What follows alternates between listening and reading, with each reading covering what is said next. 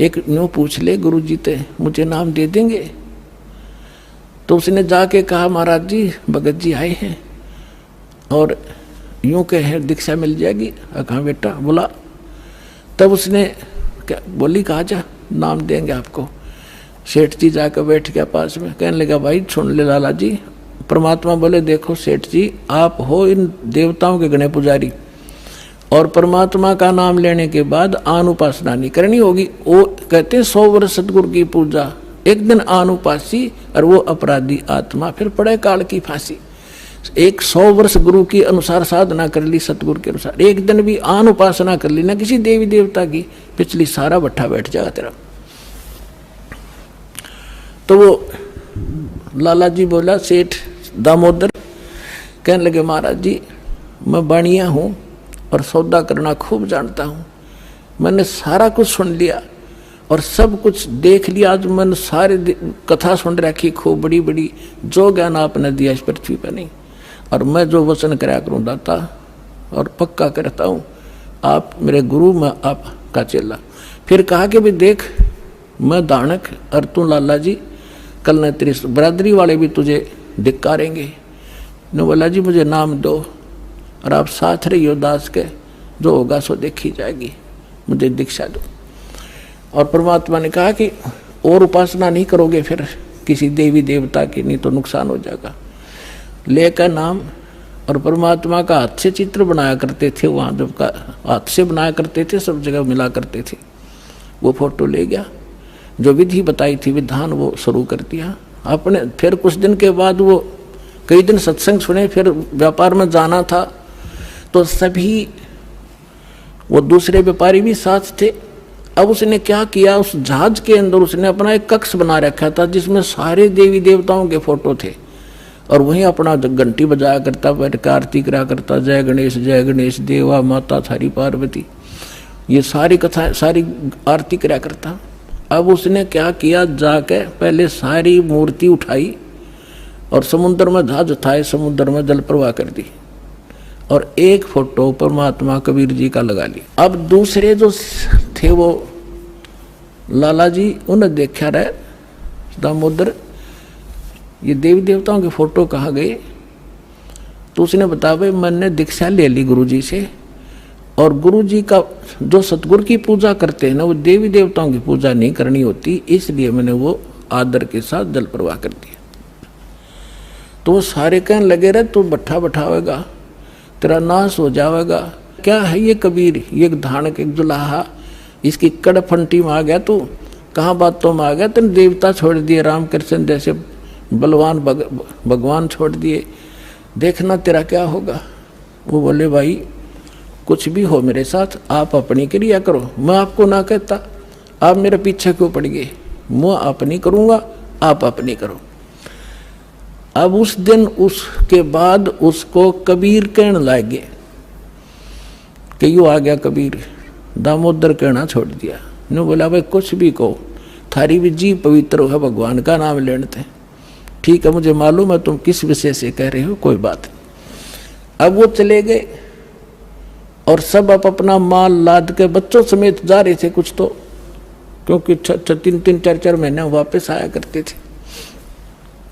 जब वापस आ रहे थे पूरा माल लाद के और बीच में जब आ लिए समुद्र के, एक भयंकर साइक्लोन उठा, तूफान, समुद्री तूफान 30-40 फुट ऊंचा होकर और इतनी 200 किलोमीटर प्रति घंटा की स्पीड से चला करता, जहाज का तब निशान भी ना पाओ उसमें कित पड़ा है। और देख लिया उन नबी, क्योंकि छोटे मोटे तूफान कई बार ऐसे होते थे, वो उनको पता था ऐसी स्थिति थी बहुत भयंकर होती है। उन्होंने देखा तूफान उठ गया भाई, शाम का समय था, बिल्कुल सूर्यास्त होने वाला था। अब इतना भयंकर तूफान उठा, उन्होंने देखा कि वो तब हो गया, काम बिगड़ गया। और तो थोड़ी बहुत तूफान दूर था, समुद्र में हलचल पहले शुरू होगी और जहाज डगमग करने लगा जो बुरी तरह। अब सारे अपने अपने देवता ने याद करें, कोई राम ने, कोई कृष्ण ने, जो भी जिसका इष्ट था, और दामोदर शांत बैठे। अब सब घबरा रहे थे, घिघी बंदगी, बच्चे मरे, सारी संपत्ति का नाश हुआ था। तो वो कहने लगे दामोदर आप क्यों नहीं अर्ज करते अपने गुरुजी से कि मैं क्या करूँगा, मेरा गुरुजी तो गरीब सा व्यक्ति है, मेरे भगवान, और आपके इसे ताकतवर भगवान जिन्हें पहाड़ तक ठा लिए, आप बच्चों के उड़ा मैं बच जाऊँगा, आप कर लो अपनी अर्ज। जब उन्होंने देखा कोई जतन काम नहीं कर रहा, उनमें एक वृद्ध लाला जी था। नो क्या कर भाई, क्या कर सतगुरु का भगत तगड़ा हो से, आप एक वे अर्ज कर दो। ने बोला तुम बैठ जाओ, कदे बीच में फिर नो को महाराज ने सुन ली थी, अग बैठा को नहीं जाता, तो कर लिया रजम बंद हो जाते।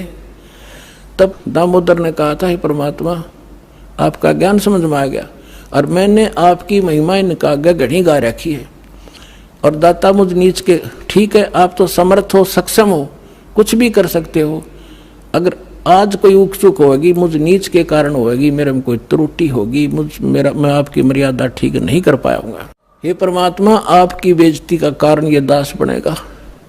न्यू कह के बेहोश हो गया, अर्ध से पुकार के। इस बात ने सोच कर मैं तो बहुत क्या करता, परमात्मा न्यू कर दिया, उसका न्यू कर दिया, उसके ऐसे कर दिया। इतने समय में अंधेरा हो गया, रात के 8-9 बज गए, और चांदनी रात्रि थी। तूफान ऐसे बैठ गया जैसे छाड़ा सा वहीं का वहीं, नो का नो धरती पर।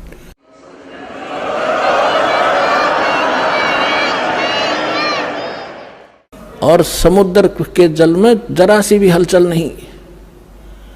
अब उस दामोदर को पानी के छींटे छाटे मार के मुंह पे होश में ले आए।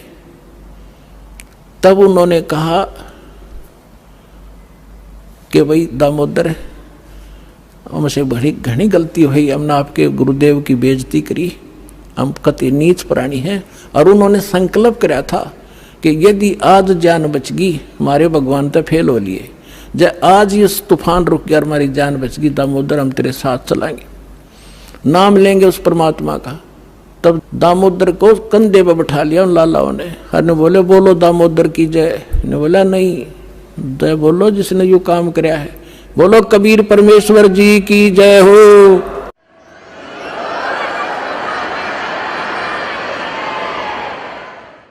अब उधर से परमात्मा उसी दिन रात्रि में सत्संग कर रहे थे 7-8 बजे सी, और सर्दियों का मौसम था। अब कुछ भक्त सामने आसपास बैठे थे। एकदम परमात्मा ने क्या किया, ऐसे मुंह पर करनो हाथ फेर कर ऐसे झटका दिया, आसपास के बैठे भक्तां के छींटे लगे। उन्होंने सोचा भाई पसीने कैसे आगे सर्दी में, गुरुजी आपके पसीने आगे? तो पर वो बोले ना भाई पसीने को नहीं आए। और क्या था, ये पानी कहाँ से आ गया? कि मेरे भगत का जहाज डूबा था, दामोदर सेठ नहीं था, भी नाम लेके गया था, हाँ जी, उसका जहाज डूबा था भाई, अब वो उसने बचा कर आया हूँ।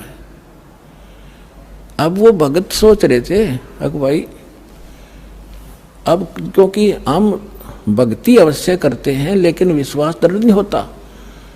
और परमात्मा कहते हैं कहा हो तो हरि नाम से, जब मन में नहीं विश्वास, बिना विश्वास के जो भक्ति करते हैं वो सफल नहीं होते हैं। तो वो कच्चे से थे और मन में उनके न्यू थी, ऐसे ही शब्द गा रहे थे, ज्ञान सुना रहे थे, पसीने आगे होंगे, हमारे सामने बैठे और वहाँ कैसे समुद्र में जहाज बचा के आए हैं।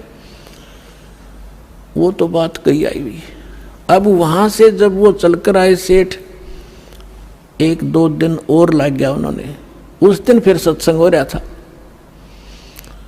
वो पहले अपने घर गया, घर जाकर पता चला कि मेरी धर्मपत्नी भी उड़े जा रही है, सत्संग में गई हुई है। और सारे वो सेठ ने बोले पीछे घर जावांगे, और सारे बच्चा ने साथ ले रहे, पहले अब परमात्मा का उपदेश लेंगे जब घर बढ़ाएंगे। अब हमारा बाकी आज का जीवन, आज के बाद का जीवन उनका ही हमारा। और सारे वहां चलेंगे, सीधे वहां 15-20 लाला जी उनका परिवार है।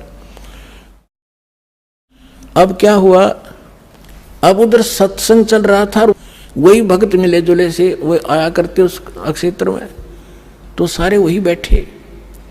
और पीछे तय क्या हुआ, वो सारे के सारे जाकर बाहर खड़े होकर जय हो पाबंदी छोड़ कबीर साहब की, जय हो भगवान कबीर साहब की।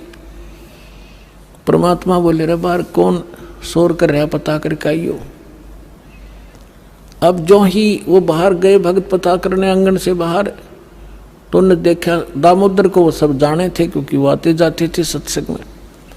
तो उन्होंने आकर बताया जी दामोदर सेठ आ रहा है और उसके साथ और कई लाला जी हैं, सेठ हैं, और आपका दर्शन करना चाहते हैं। बोला बुला लो भाई, क्या बात होगी। वो सारे आगे चरणों में अपने दंडोत प्रणाम करें। हे भगवान, आपने दया कर दी, हमारे जीवन रक्षा कर दी। परमात्मा, हमसे बहुत भूल हुई, हमने बहुत गलती की, आपके भक्त को बहुत सताया, टॉर्चर किया, इसको माफ़ करो हम अपराधियों को। भगवान, आपने हमारी जान बचा दी, हमारा जहाज डूबता आपने बचा दिया। परमात्मा बोले क्या कह रहे हो भाई। और परमात्मा चाहो थे जिनका मन में शंका थी, वो उनका भ्रम निवारण करने के लिए एक सच बताओ, सारी कहानी क्या हुआ था कि भगवान ऐसे ऐसे हो गया था। हमने अपने सारे जंतर मंत्र कर लिए थे, कोई राहत नहीं मिली। फिर हमने आपके भगत आराध करी थी, इसने आपको पुकारा के मंत्र पढ़ा यू दाने, यू बेहोश हो गया आपको पुकार के।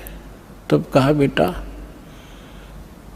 मैं ही वहां पहुंचा था और आपकी रक्षा करी थी, और आपका अब सौभाग्य है कि आपको इस संकट आपके लिए वरदान से दोगा कि आपके समझ में आ गई और आप यहाँ आगे दीक्षा लो और अपना कल्याण कराओ। सभी ने नाम लिया, उनका कल्याण हुआ। बोलो सतगुरुदेव।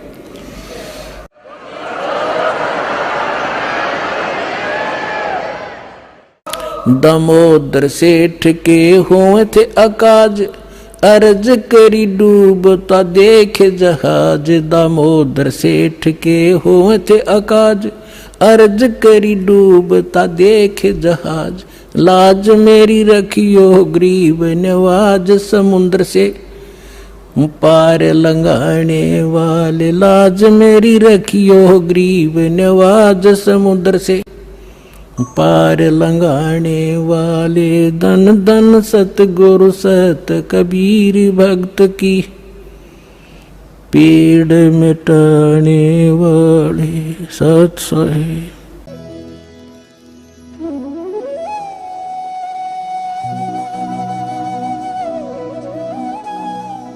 इस चैनल ਨੂੰ सब्सक्राइब करो ते इस चैनल ते असी पॉजिटिव स्पिरिचुअल ते रूह ਨੂੰ सुकून देने वालियां वीडियोस अपलोड करांगे।